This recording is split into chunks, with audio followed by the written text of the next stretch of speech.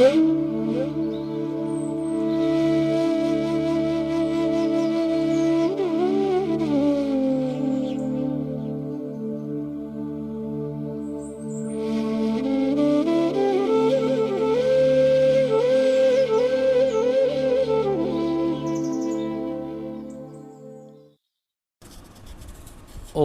नमः श्री अतिराजाय विवेकानंद शूरये सच्चित सुखस्वरूपाय स्वामिने तापहारिणे। नमस्कार। श्री श्री ठाकुर श्री श्री मा एवं स्वामीजी महाराजेर रातुल चरणे भूलुंठित प्रणाम जानाई। सत्कथाय शुभ चिंतन এই ধারাবাহিক অনুধ্যানের শুরুতেই আপনাদের কৃতজ্ঞতা জানাই যারা গতকাল বুদ্ধ পূর্ণিমা উপলক্ষে বৌদ্ধ বিহারে বৌদ্ধ ভিক্ষুকদের সেবা পূজাতে এগিয়ে এসেছেন, তাদের সাধ্যমতো আমাদের সেবা অর্ঘ্য পাঠিয়েছেন, আমরা সেটি নিবেদন করেছি। আপনারা সকলেই প্রেমপাথার ইউটিউব চ্যানেলে সরাসরি সেটি দেখে নেবেন, সেই সেবা পূজার যে সম্প্রচার। আমাদের দ্বিতীয় আবেদন আপনাদের কাছে রইল যে এই অনুধ্যান কেন্দ্রের পাশাপাশি আমরা একটা স্কুলকে টেক আপ করছি। তো এই প্রতি মাসে যদি আপনারা নিয়মিত সামান্য অর্থ পাঠান এই বিবেকানন্দ অনুধ্যান কেন্দ্র, আত্মবিকাশ এবং বিবেকানন্দ অনুধ্যান কেন্দ্রে, তাহলে আমাদের কাজ করতে একটু সুবিধে হয়। আপনারা জানেন যে অর্থ ছাড়া কোনো ভালো কাজ হয় না। তাই প্রতি মাসে হয়তো অনেক টাকা পাঠাতে হবে না, কিন্তু খুব সামান্য অল্প করেও যদি পাঠান, আমাদের পাশে দাঁড়ান, তাহলে আমরা এগোতে পারি। স্বামী বিবেকানন্দের কথাটি বারবার মনে রাখতে হবে যে আমরা এই টাকায় কিচ্ছু হয় না, কিন্তু আসলে এই টাকার দ্বারাতেই কিন্তু মানুষের মধ্যে কিছু ভালো কাজ করা যেতে পারে। টাকা নিয়ে আমরা স্বর্গে যেতে পারবো না, টাকা আমাদের সঙ্গে যাবে না। আমাদের নিজেদের জীবন ধারণের জন্য টাকার যতটুকু প্রয়োজন তার ব্যবহার করে যেটুকু অংশ আমরা মানুষের যদি কল্যাণে নিয়োজিত করতে পারি, তার জন্য আপনাদের বিশাল অঙ্ক দিতে হবে না। তার জন্য অনেকেই ভাবেন হয়তো যে আমরা বিশাল দিতে পারছি না, কোনো দরকার নেই, অল্প করেও কিন্তু প্রতি মাসেই যদি সামান্য সামান্য করে অর্থ পাঠান, তাহলে বিন্দুতেই আমাদের সিন্ধু হয়। আজকে আমরা নাগমশাইয়ের কথা স্মরণ করব। আপনারা জানেন যে পূর্ববঙ্গে নারায়ণগঞ্জ বন্দরের আদক্রোশ পশ্চিমে দেহভোগ নামে একটা ছোট্ট পল্লী আছে। সেখানে 1263 সালের 6ই ভাদ্র, ইংরেজি মতে 1856 খ্রিস্টাব্দের 21শে আগস্ট নাগমশাই জন্মগ্রহণ করেন। শুক্লা প্রতিপদ তিথি, তার পূর্ব নাম ছিল দুর্গাচরণ নাগ, কিন্তু আমরা শ্রীরামকৃষ্ণ পরিমণ্ডলে তাকে নাগমশাই হিসাবেই জানি। তার পিতা দীনদয়াল আর মাতা ছিলেন রুক্মিণী। স্বামী বিবেকানন্দ এই নাগমশাই সম্পর্কে অসাধারণ একটি উদ্ধৃতি করেছেন। পৃথিবীর বহু স্থান ভ্রমণ করিলাম, নাগমশাইয়ের ন্যায় মহাপুরুষ কোথাও দেখিলাম না। সংসার আশ্রমে থেকেও কি করে সাধন ভজন করা যায় এবং গুরুর প্রতি যে শ্রদ্ধা ভক্তি কতটা আসতে পারে, সেটি আমরা নাগমশাইয়ের জীবনটি অনুধাবন করলেই বুঝতে পারি। তিনি একেবারে রামকৃষ্ণময়, মা শারদাময় হয়েছিলেন। আমার ব্যক্তিগতভাবে নারায়ণগঞ্জ আশ্রম এবং সেখানে তিলক মহারাজের সান্নিধ্য পাবার সুযোগ হয়েছে। তিলক মহারাজের মতন হৃদয়বান সন্ন্যাসী খুব কম দেখতে পেয়েছি আমি। নারায়ণগঞ্জ আশ্রমের তিনি সম্পাদক। আর তারাপদ আচার্য মহাশয়, তাকেও আমি শ্রদ্ধার সাথে, তিনি নাগমশাইয়ের ওপর অসাধারণ গবেষণামূলক কাজ করেছেন। সাম্প্রতিককালে মৈত্রেয়ী দেবী, তিনিও কাজ করছেন, উদ্বোধন পত্রিকায় তার লেখা প্রকাশিত হয়েছে। কিন্তু আমরা যেটি স্মরণ করছি যে এই নাগমশাইয়ের বাড়ি দেখার আমার সৌভাগ্য হয়েছে। বাংলাদেশে আমি গিয়েছিলাম এবং সেটি আজ থেকে 2 বছর আগে, কিন্তু নাগমশাইয়ের সেই বাড়ি, নাগমশাইয়ের সেই তপস্থা স্থল, ঘর যেখানে মা গঙ্গা উৎসারিত হয়েছিলেন, সবগুলি দেখার সৌভাগ্য ভগবান করেছেন। আমি ভগবানের কাছে আন্তরিক কৃতজ্ঞতা জানাই। জীবনে খুব ইচ্ছা ছিল নাগমশাইয়ের বাড়ি দেখব, সেটি দেখার সুযোগ করে দিয়েছেন ভগবান। আমরা এই নাগমশাইয়ের কথা যখন স্মরণ করি, তখন আমাদের বারবার মনে হয় যে নাগমশাই একবার পুজোর আগে কলকাতায় এসেছিলেন। তো তার সঙ্গে এক ভক্ত, সম্ভবত শ্রী শরৎচন্দ্র চক্রবর্তী, তিনি গিরিশবাবুর বাড়িতে গেলেন। নাগমশাইকে দেখেই গিরিশবাবু ওপরের তলা থেকে নিচে নেমে এলেন এবং সমাদরে ওপরে নিয়ে গেলেন। নাগমশাই বিছানায় বসা ত্যাগ করেছিলেন। তিনি মেঝেতে বসলে উপস্থিত ভদ্রলোকগণ তাকে বারবার বিছানায় বসতে লাগলেন। তখন গিরিশবাবু বলেছিলেন, ওকে বিরক্ত করার আবশ্যক নেই, উনি যাতে সুখী হন সেই রকম করে বসুন। নাগমশাই বসার পর গিরিশবাবু তাকে ঠাকুরের কথা বলতে বললেন। তখন নাগমশাই বলছেন যে আমি মূর্খ দুরাচার, তাকে চিনিলাম কই, আপনি কৃপা করুন যাহাতে ঠাকুরের পাদপদ্মে আমার ভক্তি হয়। নাগমশাইয়ের এই দীনতা দেখে সমস্ত উপস্থিত ভদ্রলোকগণ নীরবে বসে তাকে দেখতে লাগলেন। তখন গিরিশবাবু বললেন, তা নইলে কি আর ঠাকুর বলে মানি?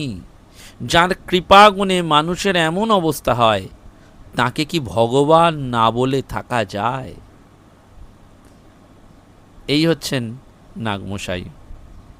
নাগমশাই অনেক দিন দক্ষিণেশ্বর দেখেননি, তাই একদিন সুরেশ এবং এই শরৎচন্দ্র চক্রবর্তীকে সঙ্গে নিয়ে সেখানে গেলেন।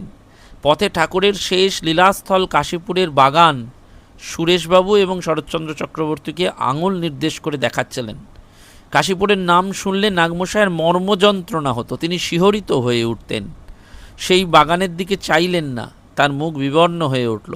কারণ শ্রীরামকৃষ্ণদেবের গল নালী পীড়ায় দেহান্ত হবার কথা উত্থাপন হওয়ার সাথে সাথেই নাগমশাই বলে উঠলেন, লীলা লীলা, জীবের উদ্ধার কল্পে লীলার্থই রোগ ধারণ করিয়াছিলেন। এরপর নাগমশাই আর ওই বাগানের পথে এগোননি। দক্ষিণেশ্বরে তারা পৌঁছলেন। ফটকের সামনেই নাগমশাই সাষ্টাঙ্গ প্রণাম করলেন। সুরেশ ঠাকুরের সাধনাস্থল, বিল্লমূল, পঞ্চবটি সব দেখলেন নাগমশাইয়ের সাথে। নাগমশাই যেন যন্ত্রচালিত বধ যাচ্ছেন, মন কোথায়, একেবারে ঊর্ধ্বমুখে। ঘরের ওই ঠাকুরের যে সেই ঘর, সেই ঘরের নিকট এসেই নাগমশাই বললেন, হা ঠাকুর, কি দেখিতে আসিলাম, বলে যেন আছড়ে পড়লেন। কোনো রকমে তাকে তোলা হলো, কিন্তু ঘরের ভেতরে নিয়ে যাওয়া গেল না। বললেন, আজ কি দেখতে যাব, এ জন্মের মতন দেখাশোনা সব হয়ে গেছে। ইহজীবনে তিনি আর এই ঘরে প্রবেশই করেননি। যখন দক্ষিণেশ্বরে যেতেন, দূর থেকে সেই কক্ষকে প্রণাম করে চলে আসতেন।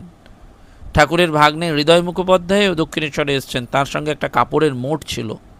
নাগমশাই তখন বললেন, হৃদয় এখন ফেরি করিয়া কাপড় বেচিয়া জীবিকা নির্বাহ করেন। দুজনের পরিচয় ছিল বলে দুজনের কথা হলো, এবং ঠাকুরের ঘরের সামনে হৃদয় 3-4টে শ্যামা বিষয়ক গানও করলেন। নাগমশাই তখন বললেন, ঠাকুর ওই গানগুলো গাইতেন।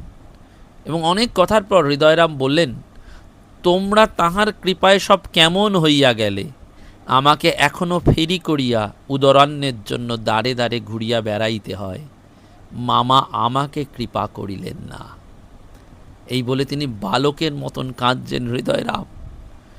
দেখুন, ঠাকুরের অন্তরঙ্গ সেবা করেছেন, কিন্তু তাও কৃপা পাচ্ছেন না বলে হৃদয়রামকে কি কষ্ট। দেখুন, ভগবানের কষ্টে থেকে সেই পিতামহ ভীষ্ম সরসজ্জায় যখন কেঁদেছিলেন, তখন বললেন না যে পাণ্ডবদের সাথে কৃষ্ণ সঙ্গে সঙ্গে রইলেন, তবু পাণ্ডবদের যে দুর্ভাগ্য দেখে আমার কান্না আসছে, যে আজও ভগবানের লীলা বুঝতে পারলাম না। এই হৃদয়রাম ভগবানের এত কিছু করলেন, কিন্তু ওই যে তার মধ্যে একটুখানি অঙ্কট বঙ্কট ছিল, তাই জন্য দাঁড়ে দাঁড়ে ঘুরতে হচ্ছে। দক্ষিণেশ্বর থেকে তারা আলমবাজার মঠে গেলেন এবং ঠাকুরের প্রসাদ নিলেন। তখন শশী মহারাজ রয়েছেন। ভগবানের অনেক প্রসঙ্গ হলো। তারপরেই সেই সময় মা, শ্রী মা বেলুরের নীলাম্বর বাবুর বাগান বাড়িতে আছেন। নাগমশাই এক রোববার গেলেন এবং কুমোরটুলির বাসায় গিয়ে দেখা গেল নাগমশাই মায়ের জন্য উৎকৃষ্ট সন্দেশ, একখানে লাল নড়ুন পেরে কাপড় কিনে যাবার জন্য প্রস্তুত হয়েছেন, আর বালকের মতন মা মা করছেন। নৌকো করে আহিরিটোলা দিয়ে যখন বেলুড়ে পৌঁছলেন, তখন নাগমশাই সেই যেন কদলী পত্রের ন্যায় কাঁপতে কাঁপতে জয় মা বলতে বলতে যেন তার দেহ অবসন্ন হয়ে যাচ্ছে। নাগমশাইকে মায়ের কাছে যখন নিয়ে আসা হলো, তখন তিনি ভাবের ঘরে বলছেন, বাপের চেয়ে মা দয়াল, বাপের চেয়ে মা দয়াল। তখন বাবুরাম মহারাজ বলছেন, আহা, আজ নাগমশাইয়ের উপর মা কি কৃপাই করিয়াছেন। নাগমশাইয়ের সন্দেশ মা নিজে হাতে তুলিয়া খাইয়া সহস্তে তাহাকে প্রসাদ খাওয়াইয়া দিলেন, তারপর পান দিলেন। শ্রী শ্রী মা নাগমশাইকে একখানা কাপড় দিয়েছিলেন। তো নাগমশাই সেই বস্ত্র মাথায় বেঁধে পুজোর বাজার করতে যেতেন।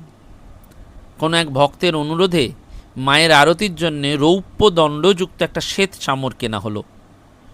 পালবাবুদের কাছ থেকে কুতের কার্যের লভ্যাংশ স্বরূপ নাগমশাই প্রতি বৎসর যে অর্থ পেতেন তাতে পুজোর বাজার করা হতো। বাজার শেষ করে নাগমশাই গাড়িতে উঠলেন। এক ভক্ত তাকে রেলগাড়িতে তুলে দিতে গেলেন। নাগমশাইয়ের জিনিসপত্র গাড়িতে তুলে দেবার সময় ভক্ত তাঁর ছাতাটি গাড়িতে রেখেছিল। আসবার সময় তাড়াহুড়োতে সেই ছাতাটি গাড়িতে ফেলিয়ে আসে। নাগমশাই ভক্তের ছাতা জানতে পেরে সেটা সাবধানে রাখতে গেলেন, কিন্তু একটি ভদ্রলোক ছাতাটি তার বলে দখল করলেন। নাগমশাই বিস্তর প্রতিবাদ করলেন, কোনো ফল হলো না। গাড়ি চলতে চলতে লোকটি ক্রমে ঘুমিয়ে পড়ল। তার যে স্টেশনে নামার কথা ছিল তা পার হয়ে গেল, কিন্তু লোকটির ঘুম ভাঙল না। 3-4টে স্টেশন পর লোকটি জেগে উঠলেন এবং সঙ্গে বেশি সম্বল না থাকায় অতিরিক্ত ভাড়া দিতে অক্ষম হলেন। স্টেশন মাস্টার তাকে আটক করলেন। এই ঘটনা উল্লেখ করে নাগমশাই বলেছিলেন, অন্যায় কার্যের ফল হাতে হাতে পাওয়া যায়, কিন্তু তবু মানুষের হুঁশ হয় না। এইটি একবার পুজোর পরে নাগমশাই কলকাতায় এসছেন। সুরেশবাবু এবং শরৎচন্দ্র চক্রবর্তীকে নিয়ে তিনি গিরিশবাবুর বাড়িতে গেলেন। কুমোরটুলির বাসায় অনেক লোক তাকে দর্শন করতে এলেন, কিন্তু কেউ কোনো রকম সম্মান প্রদর্শন করলেই নাগমশাই বলতেন, কি ছাই এই হাড়মাসের খাঁচা দেখিতে আসিয়াছেন, ঠাকুরের কথা বলিয়া আমার প্রাণ শীতল করুন। অর্থাৎ এই ঠাকুরের প্রাণ। এবং গিরিশবাবুর অন্ন গ্রহণ করতেন তিনি, বলতেন গিরিশবাবুর প্রদত্ত অন্ন গ্রহণ করলে তাহার শরীর মন শুদ্ধ হইয়া যাইবে। পরমহংসদেবের কোনো ভক্তের বাড়িতে নাগমশাই অন্ন গ্রহণ করতে কুণ্ঠিত হতেন না, কারণ তিনি বলতেন, অর্থাৎ কোনো বর্ণাশ্রম বিচার করতেন না, বলতেন এই ভক্ত সমাগম পুরুষোত্তম ক্ষেত্রে অন্ন সত্রের তুল্য। এই হচ্ছেন নাগমশাই। সেজন্য নাগমশাই কলকাতায় থাকলেই গিরিশবাবু মাঝে মাঝেই তাকে নেমন্ত্রণ করে খাওয়াতেন। একদিন গেলেন এরকম একটা নেমন্ত্রণে, সেদিন কই মাছের বেশ ডিম পাওয়া গিয়েছিল। গিরিশবাবুর ইচ্ছা নাগমশাইকে কোনো ক্রমে খাওয়াবেন। সেই কথা ভাবছেন, এমন সময় নাগমশাই বললেন, প্রসাদ দেন, প্রসাদ দেন।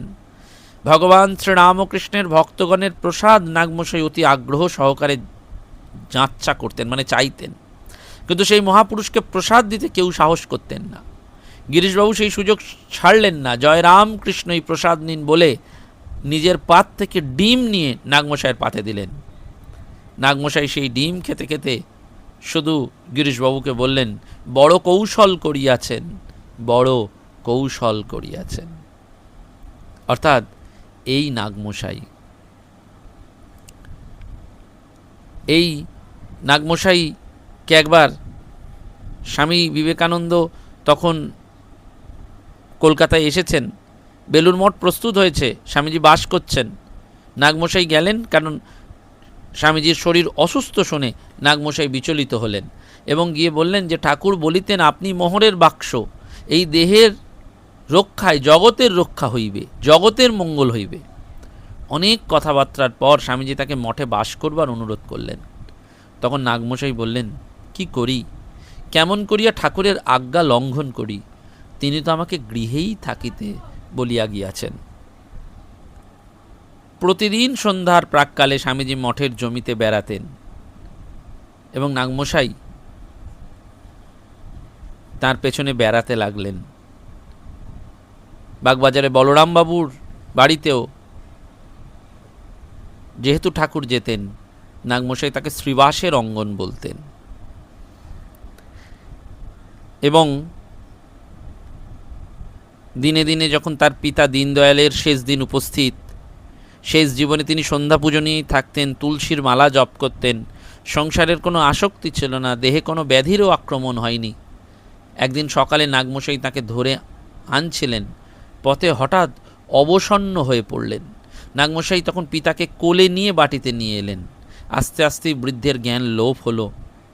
ডাক্তার আনতে পাঠিয়েই নাগমশাই পিতাকে অবিরাম নাম শোনাতে লাগলেন এবং তার সঙ্গে মুমূর্ষুর রসনাও যোগদান করল। চিকিৎসক এলেন, বললেন রোগ সাংঘাতিক, সন্ন্যাস। ডাক্তার নাড়ি পরীক্ষা করলেন, বললেন বৃদ্ধের সময় সন্নিকট। তখন কয়েক ঘন্টার মধ্যেই ইষ্ট নাম করতে করতে অশতি বর্ষ বয়সে দীনদয়াল দেবলোকে গমন করলেন। অর্থাৎ মৃত্যুর আগেও তিনি কিন্তু এই বাবাকে ভগবানের নাম শুনিয়েছিলেন। গিরিশবাবুর বাড়িতে তো নাগমশাই যেতেন, আমরা বারবারই উল্লেখ করলাম। ঠাকুরের প্রসঙ্গ হতে হতে স্বামী নিরঞ্জনানন্দজি তাকে একবার জিজ্ঞাসা করেছিলেন যে মশাই, ঠাকুর বলতেন নিজেকে দিনহীন মনে করলে মানুষ দিনহীনই হয়ে যায়। আপনি দিনরাত অমন করে আপনাকে দিনহীন মনে করেন কেন? নাগমশাই তখন বললেন, নিজের চোখে দেখতে পাচ্ছি আমি অতিহীন, অতি অধম। কি করে আমি নিজেকে শিব মনে করব? আপনিও কথা বলতে পারেন, এই গিরিশবাবুও কথা বলতে পারেন, আপনারা ঠাকুরের ভক্ত, আমার ওইরূপ ভক্তি হইল কই? আপনাদের কৃপা হলে, ঠাকুরের কৃপা হলে আমি ধন্য হয়ে যাব। কথাগুলো নাগমশাই সত্যি সত্যি এমন দিনহীনভাবে বললেন যে নিরঞ্জনানন্দজি আর কোনোরূপ যুক্তি তর্ক করলেন না। গিরিশবাবু এই ঘটনার উল্লেখ করে বলেছিলেন পরবর্তীকালে যে ঠিক ঠিক দীনতা হলে, ঠিক ঠিক অহং বুদ্ধির উচ্ছেদ সাধিত হলে মানুষের নাগমশাইয়ের মতো অবস্থা হয়। এই সকল মহাপুরুষের পাদস্পর্শে পৃথিবী পবিত্রা হন। নবগোপালবাবুর বাড়িতে, অর্থাৎ হাওড়ার নবগোপাল ঘোষ, তার বাড়ি হাওড়া রামকৃষ্ণপুরে, আপনারা জানেন।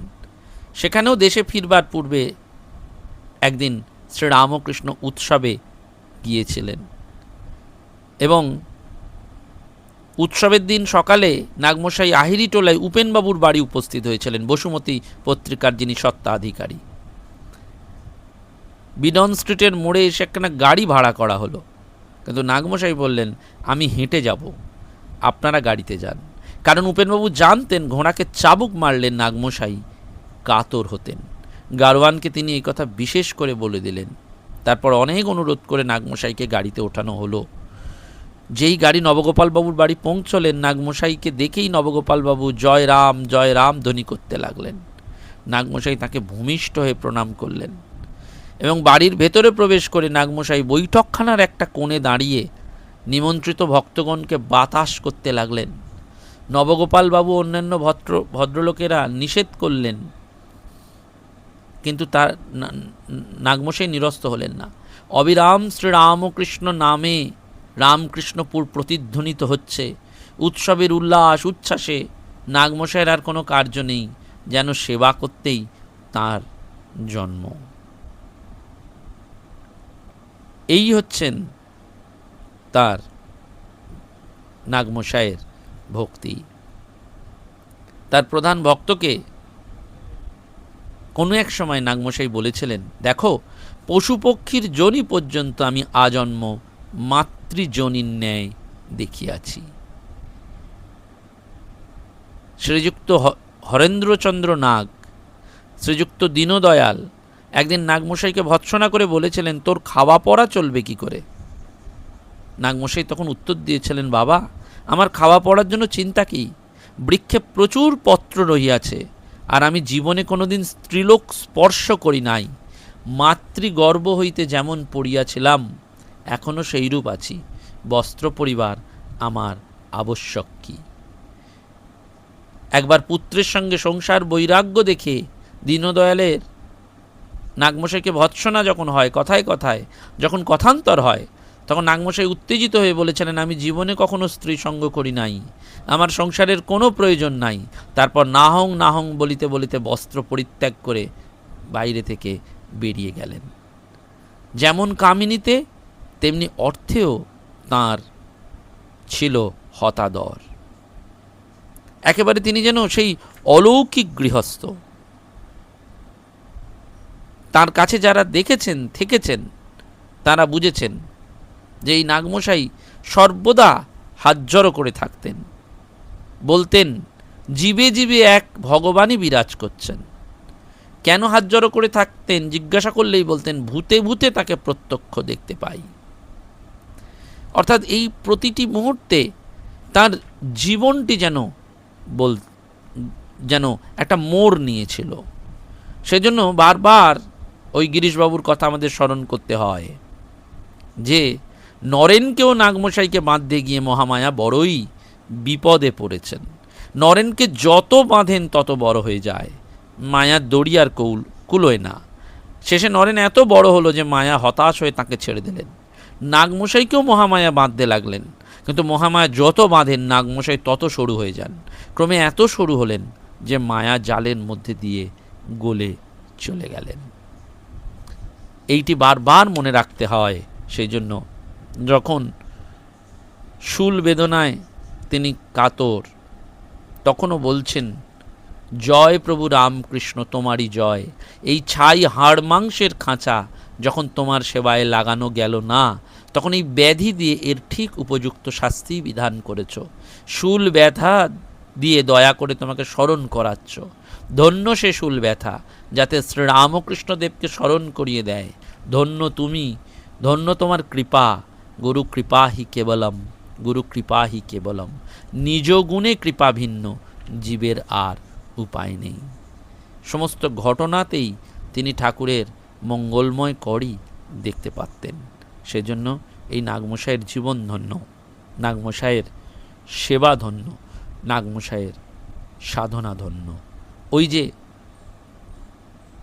গঙ্গা জল যখন এসেছিল স্বামীজির, ভগীরথ যখন এলেন মা গঙ্গা নাগমশাইয়ের গৃহে পতিত পাবনী, এই ঘটনা শুনে স্বামীজি বলেছিলেন, অমন মহাপুরুষের ইচ্ছায় ইহা কিছু অসম্ভব নহে, ইহাদের অমোঘ ইচ্ছা শক্তিতে জীব উদ্ধার হইয়া যাইতে পারে। নমস্কার, ধন্যবাদ।